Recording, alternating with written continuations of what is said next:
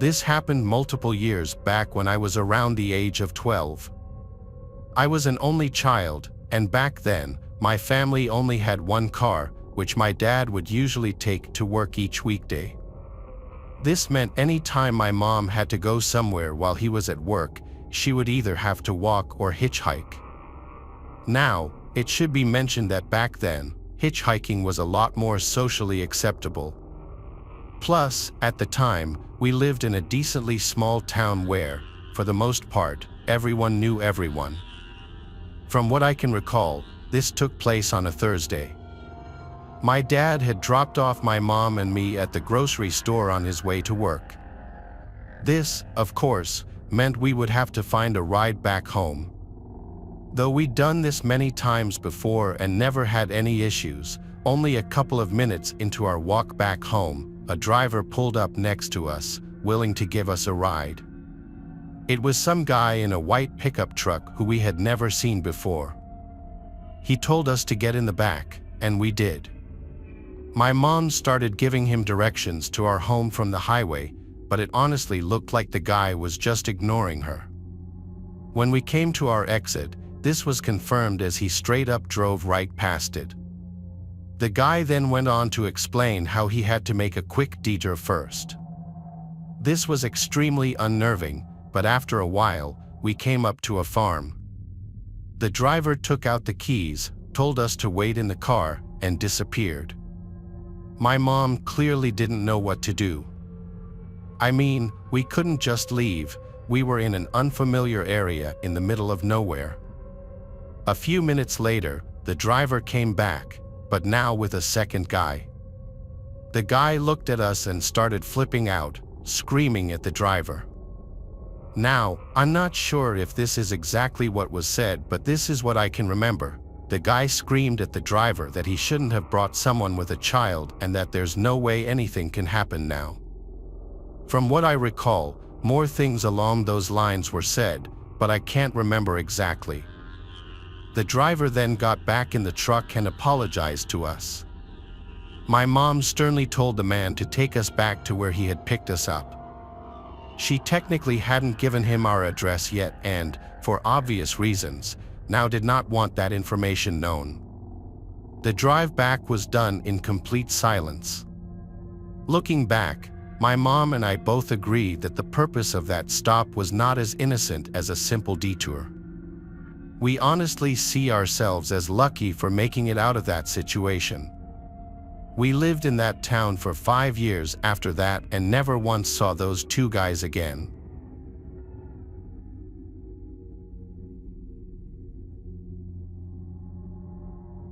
This took place in November of 2005. Each year, my job would give us 10 vacation days. Seeing as I hadn't yet used any this year, I decided to take a week off to visit different states around the US. To get around, for the most part, I would actually hitchhike, which is something I've done multiple times in the past. Despite all the horrible recognition it gets nowadays, I actually really enjoy doing it. I've met a lot of people through hitchhiking that I still call friends to this day. Anyway, it was around 2:30 p.m. I was walking down the road giving the usual thumbs-up signal hitchhikers typically give. It had been a while since my last ride, and I'll be the first to admit I was getting a little desperate. Eventually, a red pickup truck pulled up next to me. Inside were two men. My best guess is they were in their 40 years old. One of them asked me where I was going, to which I responded. They both looked at each other for a second, then back at me, and signaled me to get in. They seemed normal enough, so I tossed my bag in the back, got in, and shut the door. But I quickly realized the whole floor of the vehicle was completely covered in different types of bullets. Before I had time to even rethink my decision, we were already going 60 down the highway. I tried to engage in some small talk to ease the tension, and it actually sort of worked. But somehow, the topic landed on how one of the guys had just gotten out of prison for aggravated assault. A disturbingly short amount of time later, they started asking me how much money I had. This is when I started to realize I could be in some serious danger. Now, I had been hitchhiking for a couple of days by that point. I didn't look the best, so I tried to play it off that I was homeless and had no money whatsoever. This response was met with complete silence. For the next 30 minutes or so, not a single word was said, though multiple times I would catch the driver looking up at me through the rearview mirror. I honestly just tried to ignore it, something I regret doing to this day. Fast forward 20 minutes, and to my horror, the driver turned off the highway and started down some unpopulated dirt road. I instantly shot up and said, dude, where are we going?" After 15 seconds of no response while the car was still driving, I grabbed my bag, unlocked the door, and dove out of the car. Instantly, I looked up to see the red pickup slam on its brakes shortly until an officer arrived. I was then driven to the nearest police station, where I filed a police report. Though in terms of descriptions, there wasn't really much I had to give other than two men inside a red pickup truck.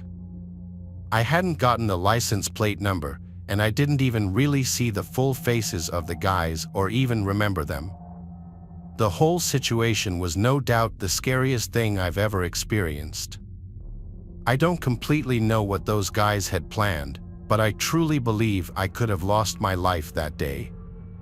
While I still hitchhike occasionally, I am now far more cautious in the cars I get into.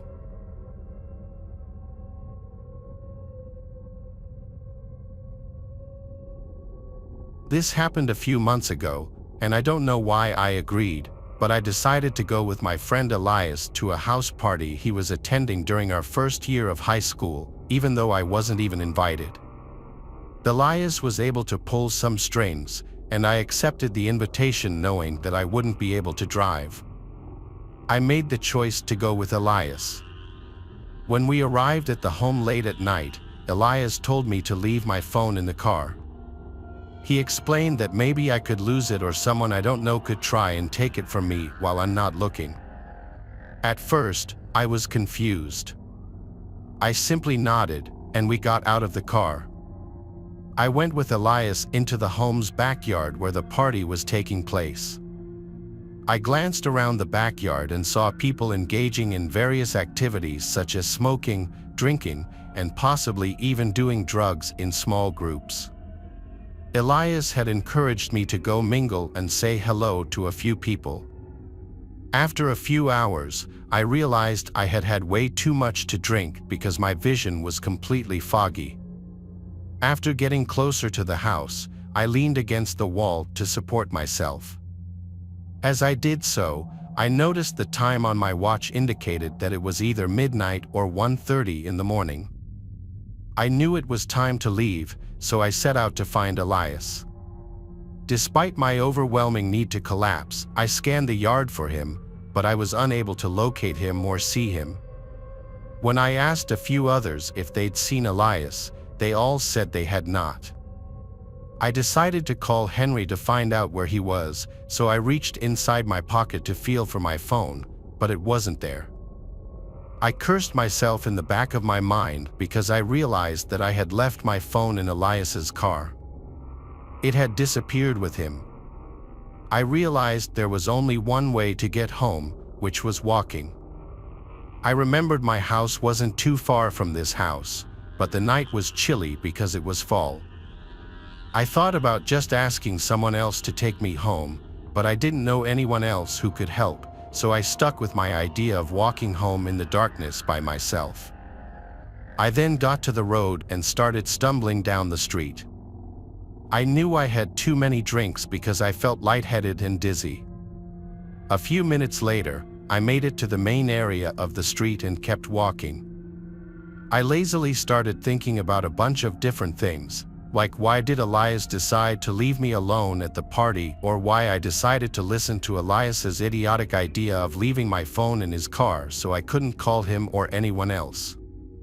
I started cursing myself for being so careless with my drinking and even getting drunk when I knew I shouldn't have done that. I stopped walking on the side of the road because I was getting tired and crossed my arms over my chest tightly to keep myself warm. Then I remembered something I could do, which was hitchhiking. I held out my arm and stuck out my thumb, hoping someone could see me. I watched as a couple of cars drove past me. They wouldn't stop. As minutes ticked by, I started feeling uneasy, thinking I would have to start walking again. It was past 1 o'clock in the morning, and there were a few cars driving past me, but no one was stopping because they either didn't notice me or didn't care. I hesitated and thought about walking home again, but I realized that in my drunken state, it would be too daunting. I was still holding out my thumb when a gray truck pulled up and stopped in front of me.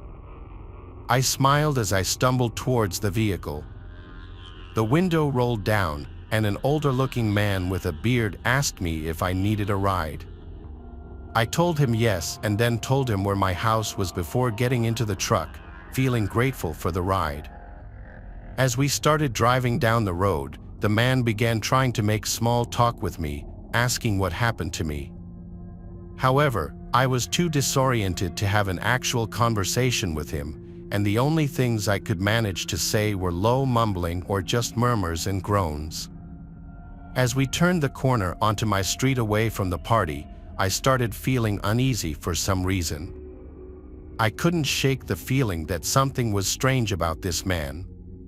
Suddenly, we drove past my house, and I told the man that we had just driven past it. I felt my gut telling me to get out, but I couldn't because I was too drunk to move. I was about to tell the man to let me out before we got too far away from my house when suddenly the man turned to me, and I noticed he had a sinister look on his face. "You know you shouldn't be drunk while you're hitchhiking because you'd make a very easy target," the man said, smirking darkly. The man reached over and started rubbing my leg. I didn't know what he was trying to do, but I knew it probably wasn't anything good. But before he could do anything else to me, we both heard a loud siren behind the car, and then a flashing red and blue light flooded the night. I realized it was the police, and I jumped for joy inside. The man panicked and stopped, unlocking the doors, which allowed me to jump out of the car. I ran as fast as I could, and the police officer rushed over to me. I told him the entire story about what happened to me. Unfortunately, nothing illegal happened per se at that point. The police officer told me that he was looking for someone in a gray truck who had apparently stolen something from a store. I'm not sure if it was the man who picked me up or someone else, but I was just glad the police officer stopped the car. A cop gave me a ride home, and I decided from then on I wouldn't get so drunk that I couldn't think straight. I now know the importance of being responsible and staying aware of my surroundings, even when having a good time.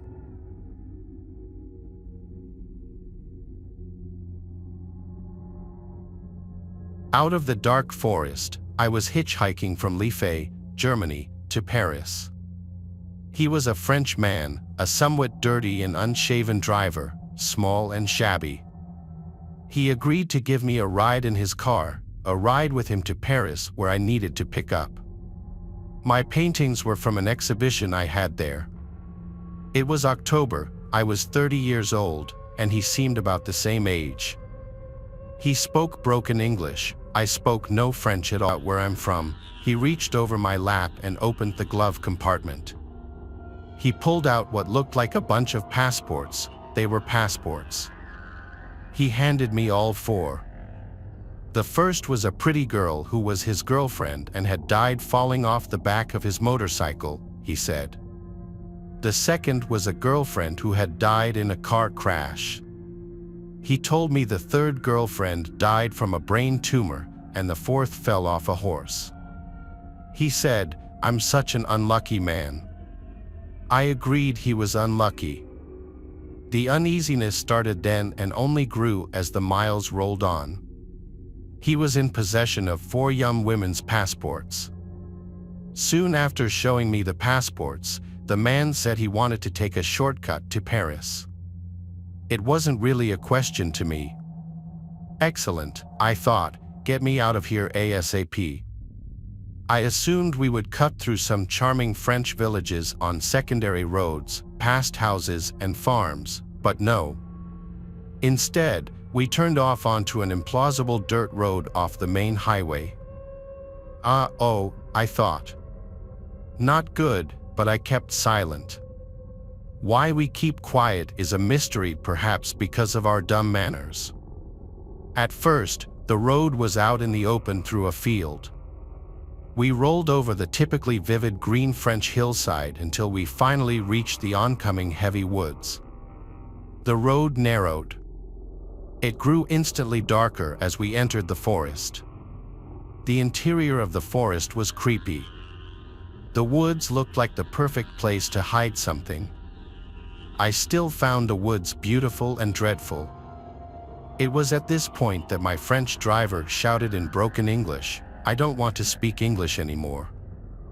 This was definitely not a request. Then silence, uncomfortable silence in the darkening forest. I started to feel a small trickle of adrenaline in my body. My fight-or-flight instinct was warming up. Communication had now officially ended, just silence. I pondered this because I knew I would surely have questions as we would get deeper and deeper into the thickening woods. I knew, though, that I wouldn't ask anything. Nothing. It was now 5 p.m., and the sun was fading fast. The woods grew darker. The driver seemed so tense, and I could tell he was in deep thought. I noticed his lips moving almost imperceptibly. They were rigid, snake-like.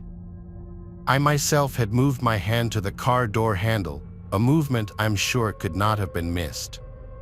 The car was slowing down. It did not say a word. Was I going to die now? Did he have a gun? All these questions ran through my head. My life was now surreal. This was not my plan. Maybe I communicated with my captor in some secret way. Maybe I gave off some kind of male pheromone perceptible only to men. Facing off, I possessed my own rage issues, and I was not going down without a fight. That I knew. There would be no begging or cries of mercy from me, not to this. I also had my own secret store of crazy. I was big and strong at that time, rode tough through my travels, and there's no substitute for my nothing-to-lose stare. That is all I gave him. Something very primitive transpired between us then. I think rather quickly, in a matter of seconds, it's a sort of inner calculus as to whether one can overcome, stop, or kill the other guy or not, and all its peripheral considerations, not the least blood, gore, strength, and alas, dying. I don't think these calculations are the same when a victim is small and scared, begging and weak. I think between those two uneven people, it just becomes bloodlust, power, panic, scratching, and doom. 5:12 p.m. The car was now moving really slow. I entered a very strange and new place in myself. I was transformed with very little preparation, transformed into a potential killer myself, maybe. My chauffeur could read my mind, or my body language, or sense my intent, or see my hand on his dirty door handle. It was the moment of truth, and then we suddenly started to speed up. Thank God. Out of those woods. Odd how these memories have come back to me as I write this. Some memories I'm not certain of. Like, did he say he had to hit one girlfriend with a shovel because she attacked him and would not be quiet and leave him in peace? Did he really explain the 2 backpacks on the back seat? Did I not hear that on purpose? Did I later imagine those words? Did I see more passports in his glove box than the 4 he pulled out? Why didn't I say, "Stop the car," after the passport show? The road began to widen, and we emerged out of the dark forest into the setting sun, dark red and orange in the sky. I could hear and then see the highway. Now I saw tiny houses across the highway. I had no idea where exactly I was. The Frenchman asked me if I wanted to spend the night at his house. We could eat dinner together. A quick film of his filthy torture chamber basement ran through my head. I politely said no. My first words spoken since the order not to speak English. I sincerely think that had I broken that command and blabbered something in the woods, my story might have had a different ending. It all came down to silence. I can be silent sometimes. One needs to be to contemplate the next move. Maybe one of the faces in the passports may not have been able to spring over her nature and started to talk or beg with fear. Would that have fed the killer's darkness as evil? Who really knows? I got out at the side of the highway, and with night settling in, I watched him drive away. I never went to the police because I didn't speak French, and I thought maybe my imagination was just too damn active. I yelled something into the night sky, just wondering what the hell had just happened. It was fully dark now. I was exhausted after that little adventure and soon fell asleep on the side of the highway. The next morning, I was worried about what the new day would bring. I looked at my hands, wondering if I was still alive. Jump ahead 20 years, and I'm teaching a German business student English in a cafe on a boulevard in Liege, Germany. For whatever reason, we discussed the topic of hitchhiking, and I tell him my story. My student promptly whips out his smartphone and Googles French serial killers. Then he shows me pictures.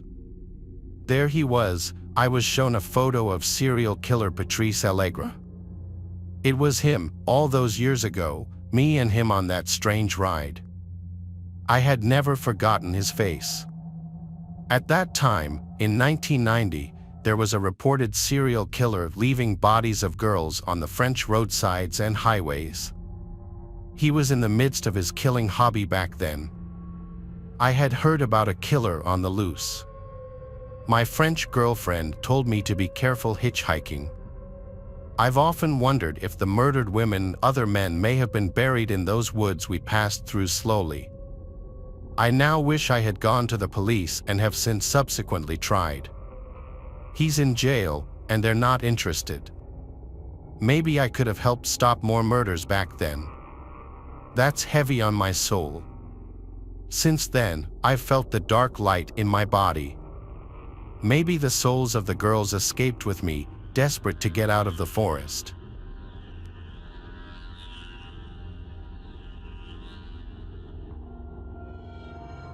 This happened back when I was in college. Spring break had just ended, and I was driving from my parents' house back to my college dorm. The drive itself was about 3 hours. There were a few small towns on the way, but other than that, it was pretty much just endless fields. I started my drive late, around 10:30 p.m. I was still making my way out of the town my parents lived in when I saw a hitchhiker walking on the side of the road. He was a tall, skinny guy carrying a duffel bag. As I got closer, he stuck out his thumb.